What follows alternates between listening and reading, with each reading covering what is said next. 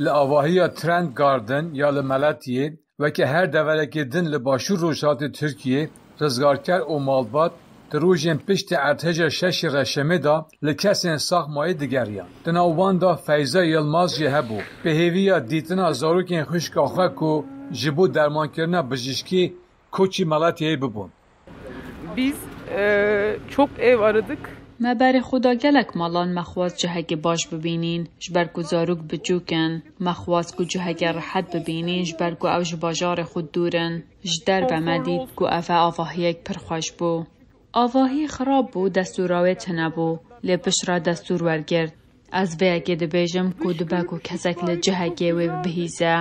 Avahiya Trent Garden çend sal berê hatibû nûvekirin. Bê destûrên pêwîst. Li gorî belgeyên ku ji aliyê Reutersê ve hatine dîtin û hevpeyvinên digel 6 kesan avahî paşê hatiye tomarkirin. Ew pisaya lêborîna sala 2018 ya avakirina xaniyan çêbû ku ji aliyê Serokê Tirkiyê Recep Tayyip Erdoğan ve hatibû ragihandin. Di mîtînga hilbijartinê ya li Meletiyê da.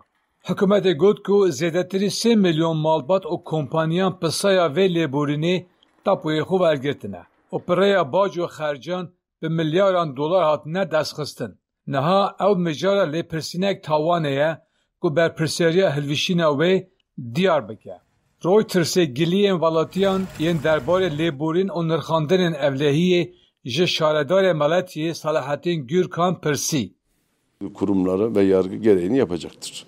Li şûna got em li rojê borî de asê bibin û tiştek got li cihekî taybet qewimî pêdiviya got em ji bo paşa rojê planan bikin ji ber vê yekê dersê got em vê carî fêr bûn dê paşa rojeke çêtir bikin ez wisa difikirim. Hevpeyvîna me ji nişkê ve qetiya. Lê bajarvanê berê ku biçe tiştekî dijî got. Herî dawî dixwazim bibêjim ku lêborîna milk û xaniyan helwesteke rast nebû.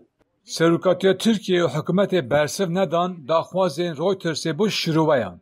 Erdoğanê got ku standardê avahiyan li Tirkiyê dibin çavdêriya ve da baştir bûne. Lê li kavilên Trent Garden dermên xwişka Yılmaz û zarokan piştî 7 rojan dibin kavilan da hatin derxistin. Dema ku ertêş çêbû avahiya Trent Garden hilwişiya û 29 kes dibin kavilan da mirin. Cetozel Dengê Amerîka.